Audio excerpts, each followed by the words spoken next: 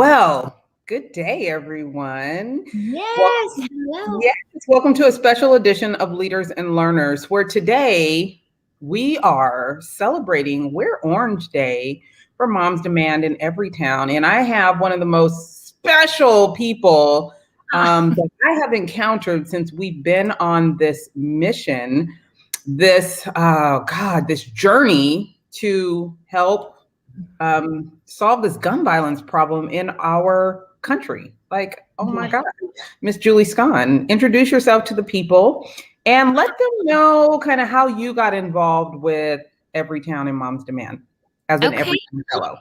Yes, amazing. Well, thank you so much for having me on this. I just love you, and you know that.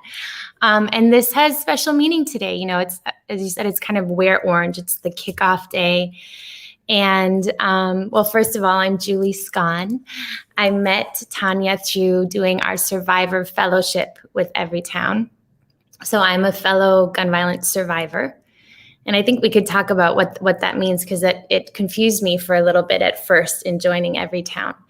But I also live in Los Angeles, and I am a trauma healing coach and a wellness entrepreneur. I have a few businesses, but the core of who I am is helping people heal from past pain, because that has been the biggest part of my life and who I am, fundamentally through the loss of my boyfriend from gun violence. Now, when we discussed this, you told me that you didn't understand that you were actually a gun violence survivor. Yes. So talk about why that is and how you recognize that, yes, you are a survivor. You are a part of this unfortunate club that we are a part of. Talk about that. Yeah. Yeah, thank you. It's an important topic, because I think so my boyfriend passed away when almost 20 years ago now, when we were in college. And I think for the first 10 years after his death, I wasn't able to process that I was going through something as well, because my grief, my pain would just go to him and his loss of life. So when I joined Everytown and they said, "Oh, you're a survivor," I was like, "No, I'm not. I haven't been physically harmed by gunshots or by bullets." And then I started realizing what I've survived is the pain from losing someone from gun violence. And that I recognize and honor and celebrate and work on and work through every day of my life. Secondary trauma. It didn't happen directly to you, but we still suffer from it. People don't always recognize that as something that needs attention or deserves attention. Yes. So let's talk about how that has affected both of us the last 20 plus years. Yeah. And how have you recognized that it's something that you need to pay attention to? Not something that's just there. You know, there's wounds, you've been cut, it scabs up, you move on. But this is something you haven't really been able to move on from. Yeah. For me, it manifested, again, like I said, about 10 years after he passed away, because I hit my rock bottom. I had 2 daughters. I was going through divorce, and I realized that every day I was saying to myself, "Oh, well, tomorrow will be better.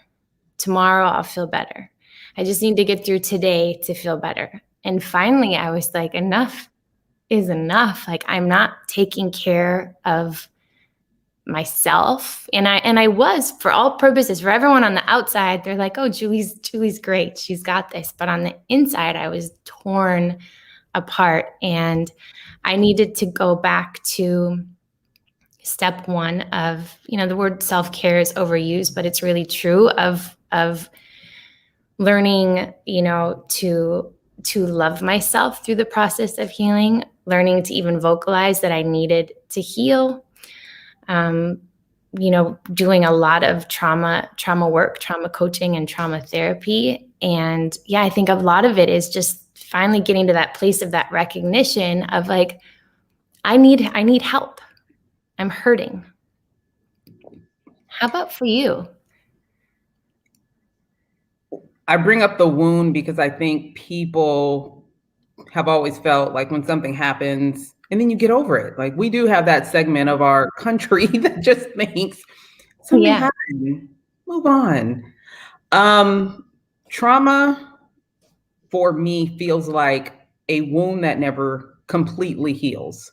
Like I remember when I was young and my brother who is a part of this story actually, he had hit a kid in the head with a shovel that called him the N-word. And my mom had to leave work to go handle the situation. He got kicked out of preschool. Like, who gets kicked out of preschool? What? So she had to go get him and, let me know what had happened when I got home from school. I was probably like in 4th grade or something. And she said that he was only 2, incredibly strong. He had hit the boy with the shovel for calling him the N-word, and the boy had to have internal and external stitches.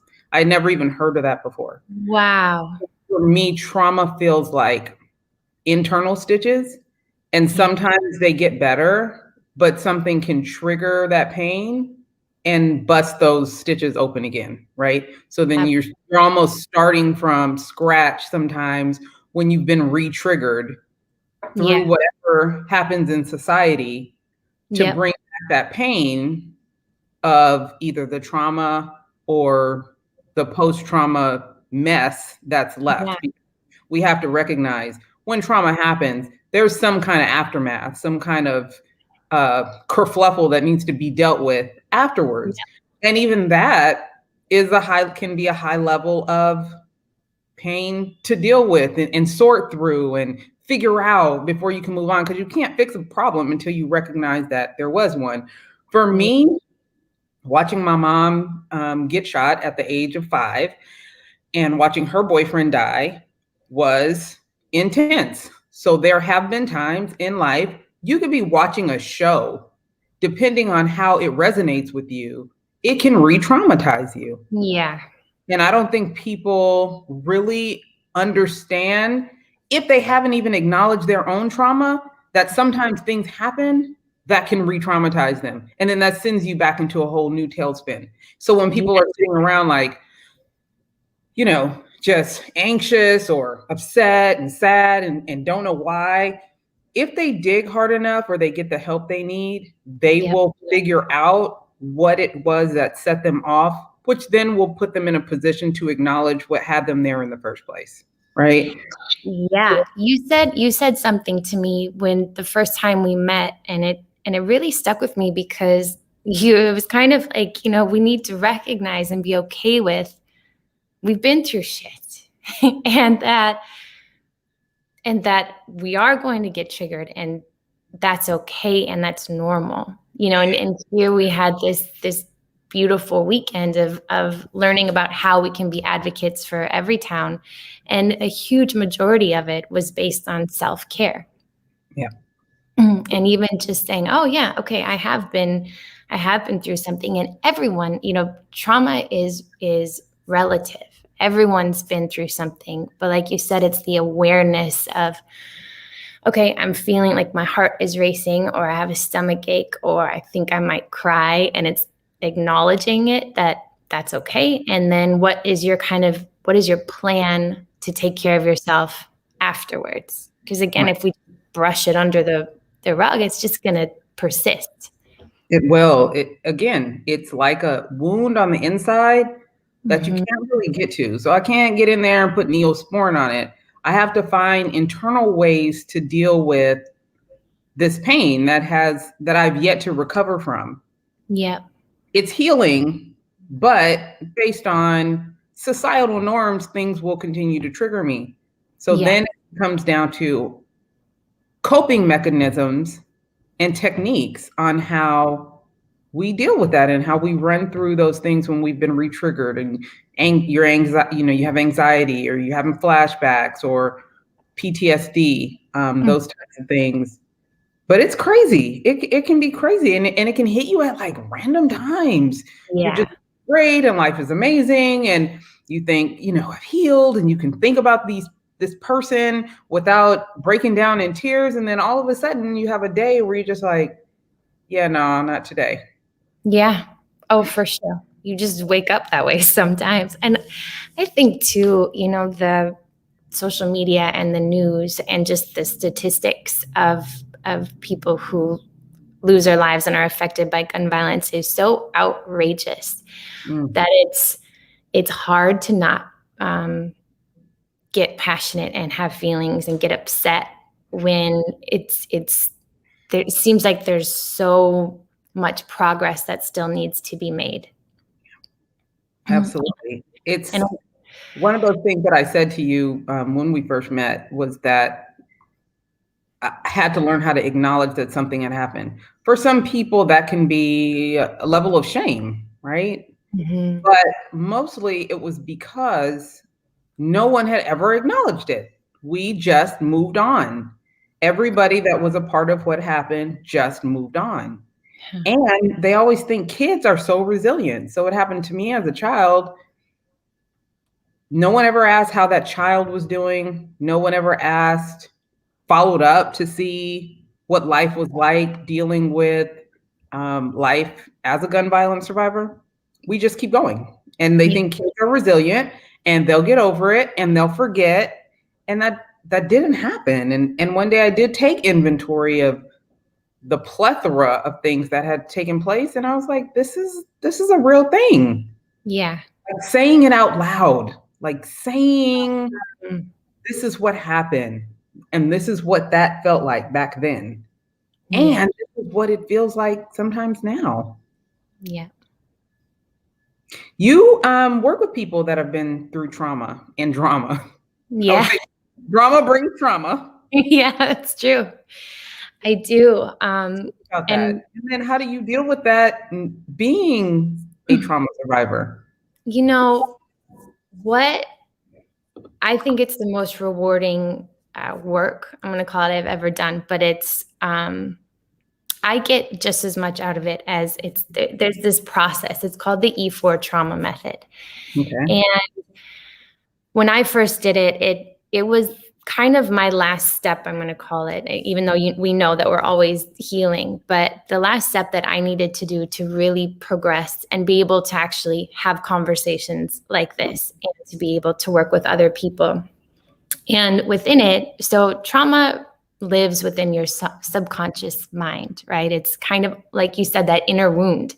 It's always below the surface. And when we get triggered, our actions are like dictated by this inner wound, right? So when we get angry, when we lash out, when we hibernate, sometimes people, when sadness, run away from the rest of the world. When we make poor relationship decisions, live unhappy lives, it's usually because we haven't dealt with this trauma.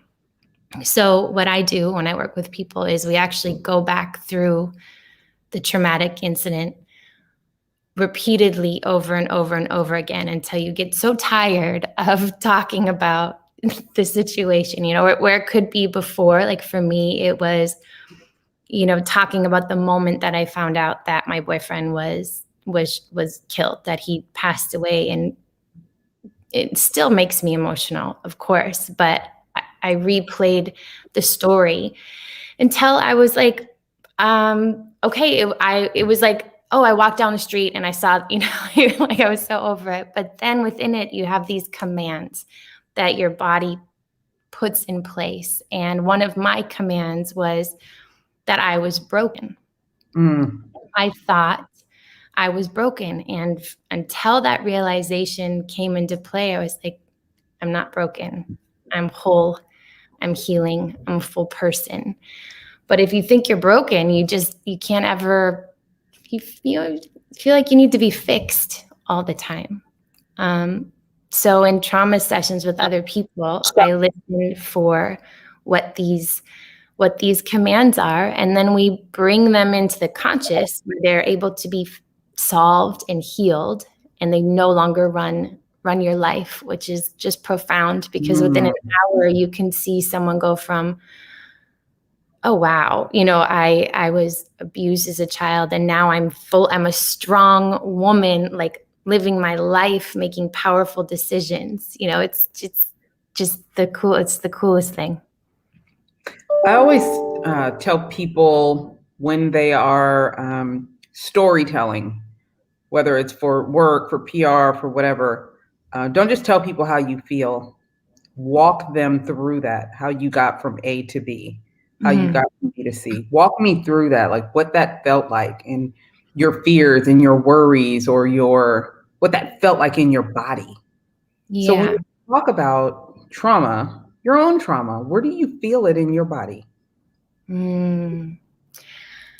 I feel it in like it's my heart, mostly it's my heart. I feel my trauma. Yeah, it's my heart, a little bit of my stomach, but mostly it's the heart and the breathing, Mm, which is another way of telling if your breath, right? I have a friend named Peter Crone. He's called the mind architect. And he taught me something that, say we all have a certain amount of breaths in our life to live, right? Say we're all given 10 billion breaths or whatever it is. If you're breathing short and rapidly, you're wasting your breath. So it's a reminder to just like slow down, which is a technique in healing, right? right. Where do you feel yours? God, in my chest, in my stomach. Mm-hmm. I used to be a fitness trainer, and one of the things I learned, you learn a lot through fitness, is your exhale is when you're getting the waste out of your body. So when I Oh, start feeling trauma, one of the things I've noticed is when people get anxious or nervous or upset, they hold their breath. They don't breathe, or they yep. take short breaths, right? And I've reprogrammed myself when I start feeling anxious or upset or whatever to take those deep breaths because I need all of that waste out of my body. Like That's I need it good. all to go. So if you ever see me breathing deep, I am like, I need it all out. You are I love that. Feel it because I know when it's coming. And then sometimes I'll even notice I'm not breathing. Yeah. I am not inhaling or exhaling. I'm about to lose it. It's like you're about to lose it for sure. Somebody's about to get cussed out. Hold on real quick. Let me go ahead and take that deep breath. Mhm.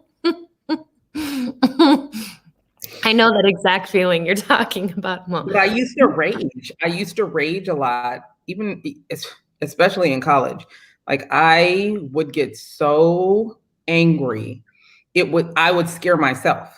Yeah. And once I got into a fight in college, okay? This Mhm. girl came to my door and I'm she scared. a physical altercation in college. I don't even know how I made it through. And I was fighting this girl and I was actually beating her up.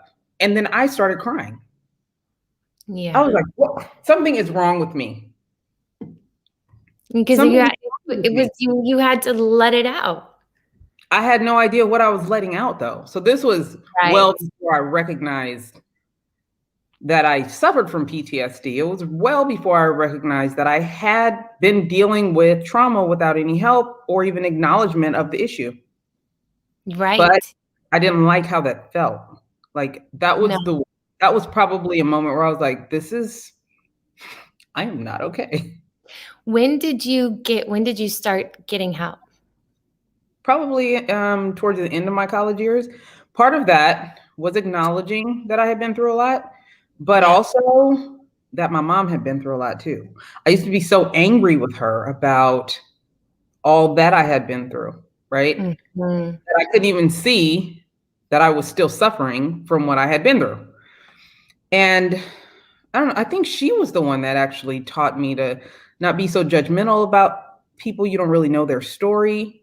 And one day I just sat and really thought about what had occurred and how I have been putting it all on her, not Mm. even thinking about her story. So just taking some time to self and stop reacting. We do that a lot. We just react to whatever we feel Yeah. without acknowledging what that is, where it came from, or even if you like it. I never Yeah. even thought about, do I like how this feels? You just go with it. But particularly for African American families growing up, we wasn't like, go get counseling. It was pray on it. Yeah. Just take it to God, take it to church. Yeah. Church was not fixing what was going on the inside of me. No. I grew up in the Midwest in Minnesota, and my family, I mean, I love my family, and they all wanted me to move on. It wasn't no deal. It was kind of like, are you good today? You're good today, right? Like, again, just push forward. They didn't want to recognize that I was severely depressed. It's like even that conversation was, even to talk about therapy back then was like taboo. Yeah, and I'm writing a book now called Heal Woke, because I'm like, there was no talking about healing grief. Like, let's get real. Like we're saying right now, like, we have all these feelings. It needs to keep moving. It can't be stagnant. It can't be shut down. It's and it's not, like you said, just go to church and that's where it's going to heal. It's like we have to figure out our own paths on what's best for us on the inside. So the book, is that coming out? Yeah. It will be out by December. Okay. So we're going to have to talk about it, right? Yeah. Yes, please. How long was your book process? Because oh my God. Actually, it took me 6 months. Okay. Clearly pre-COVID, when I had time to myself before my kids were homeschooling. So I just had a deadline for myself because I knew that I could really drag it on for so long. And there was one part of the book where I was talking about being sexually assaulted, and I got stuck for a minute. Like, I had to shut it down because I recognized I wasn't healed from that. Yeah. Or else I wouldn't have been stuck I was stuck. I just I got forgotten about it until I started writing about it. And so it was 6 months. Full body chills. And I think let's talk about this for a second. I was also sexually assaulted when I was 18. And until recently, I dealt with it, but I did the last piece of it, which was talk to my father about it. And I never had. And I just think it's profound that you just brought that up, because so many women are sexually assaulted. And it's, again, another subject that we don't move on from. Yeah. And, especially when there's other layers of trauma, it seems to be this one that we just want to touch last. It's kind of like, I don't want to go there. But I mean, it's profound that you're writing a book and you got stuck there, which shows that you still had some work in that area. 20 years later. Like, seriously? Me too. So I had to tell myself to move on, and that didn't work that time. It doesn't.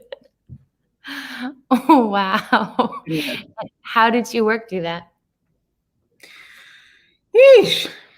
Be honest, I don't know if I have. I'm still unresolved, actually, with it because of the way that it was handled. I reported it, and let's just say that law enforcement didn't handle it the way I would have liked, even though he admitted to doing what he did. And for me, now we're in a moment of, so this is the thing. Now we're in a moment of listen to all women. We're in a moment of where everybody's track record is getting pulled up and people are going to jail for stuff they did 10, 15, 20 years ago. And I'm thinking, do I want to open this can of worms again? Because back then, women were, I won't say they weren't believed, but it didn't have a lot of weight.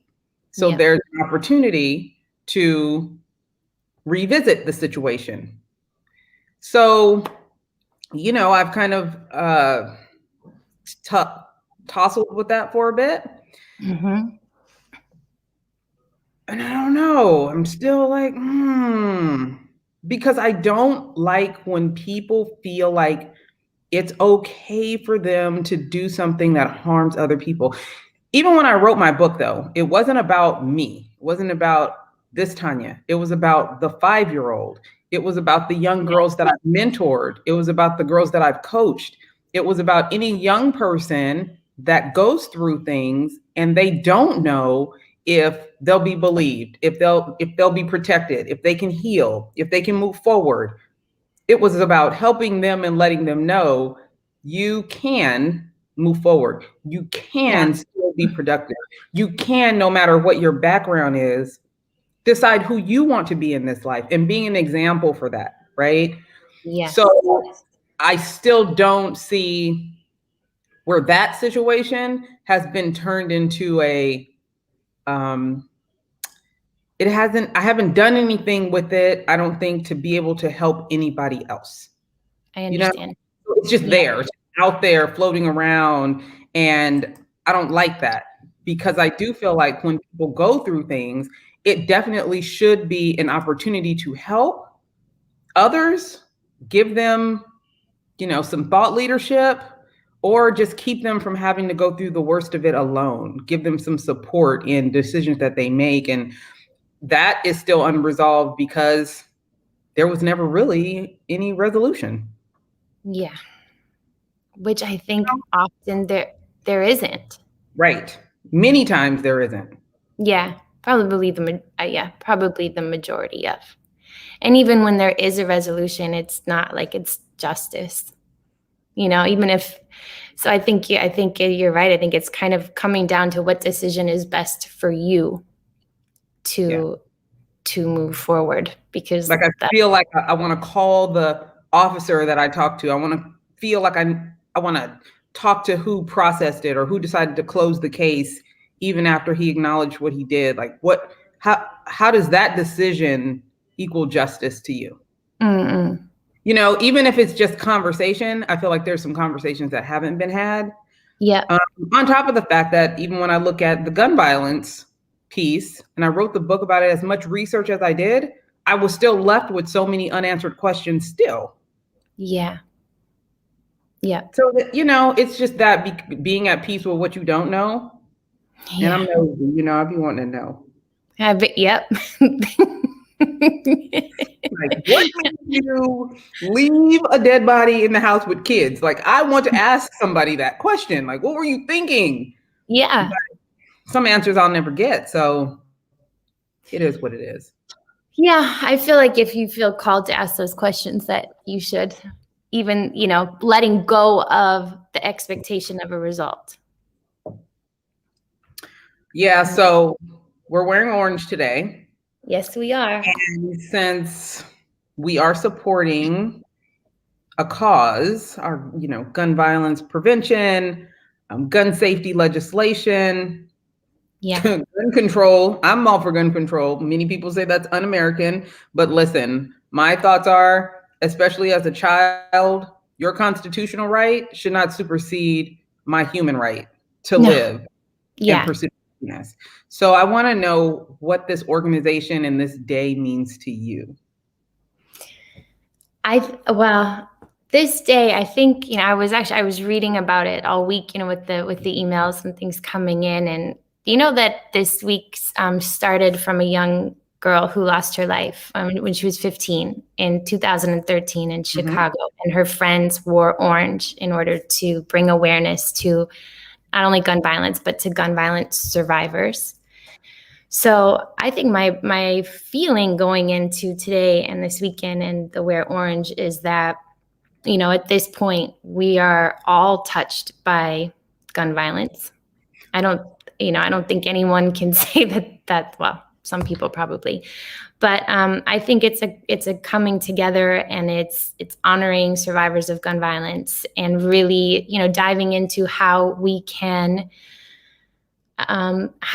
vote, how we can be more involved, the phone calls that we have to do. I think if everyone picked one important piece, like how much, Everytown really makes progress in the fighting the small bills that matter. Obviously, I don't think they can take on gun control in the masses, but they certainly take on, universal gun laws and these important, getting rid of silencers, like things that just don't make sense. It's like, yeah, you can, if people say I have the right to have a gun, that's great. But then you know what? Great for you if that's your choice. But then get your background checked every 6 months or every year, whatever it is in your state. Like, don't put up that fight. That's not what Everytown is fighting anyway. Right. It's just to be safe. So I love this organization because they do have a students demand. Yes. And I love when the young people are involved. Yes. It gives me hope. Like, I'm not sure what I'm going to be able to accomplish, but I know there's more coming after me. I'm not the end all be all. You're not the end all be all. There's some young people that are going to take our seat. There's some young people that will have stories to tell. And that is exciting. In an organization that can be national and support legislation that keeps us all safe and makes our quality of life better.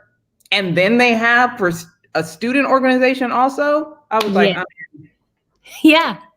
I'm in, because the young people always give me hope. Yep. I agree. And the people involved with Everytown, like I met you, it's like it's such a supportive organization, and you would think that it's a heavy topic, but it just always feels so supportive, and I love that. So I'll share something with you. When we I'm probably gonna get in trouble. When we had the retreat and we did a lot of work on self-care and taking care of ourselves and how draining this would be, and I was like, oh, it's nothing, like we'll be fine, we're just talking. Most of our talks are like 5-7 minutes, well, it'll be fine. Girl, the first 2 times I did a talk, I was exhausted. I was like emotionally spent. I needed some time off of life after that. So I give kudos to those that did our training, because I really didn't recognize how emotional this journey could be to our country make decisions that keep our citizens safe. Like, it's a pretty lofty weight. It's a heavy weight to carry. It is. And they're in it, and they are fighting the good fight. And it is always an emotional experience. I agree. I slept for a couple of days after that, after that retreat. I was like, I'm exhausted too. Yeah.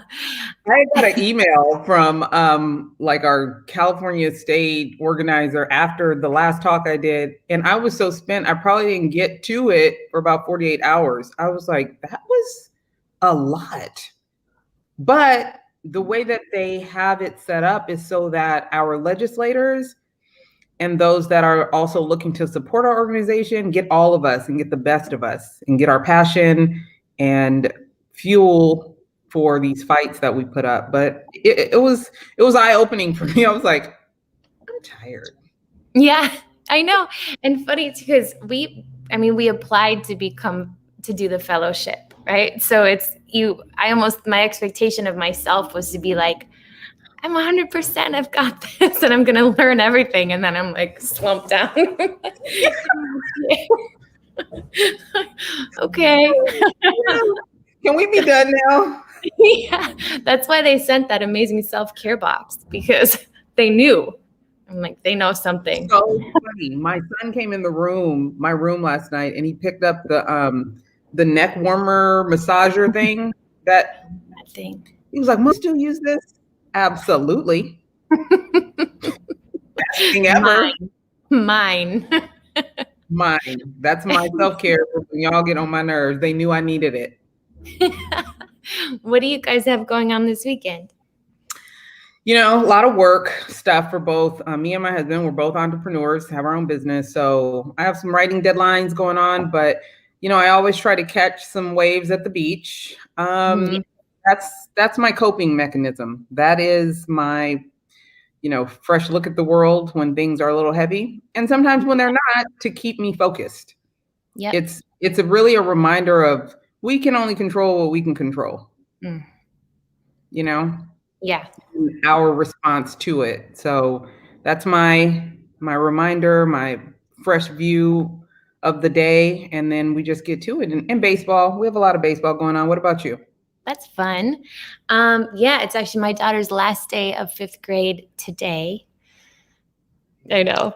She's so excited. She's so bright and but she's not a school lover, like some kids are. So she's like, summer.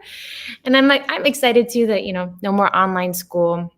She's actually in school today. So I'll pick her up and we're going to go celebrate and then just get ready for summer. I just planned a trip to Savannah, Georgia with my girls.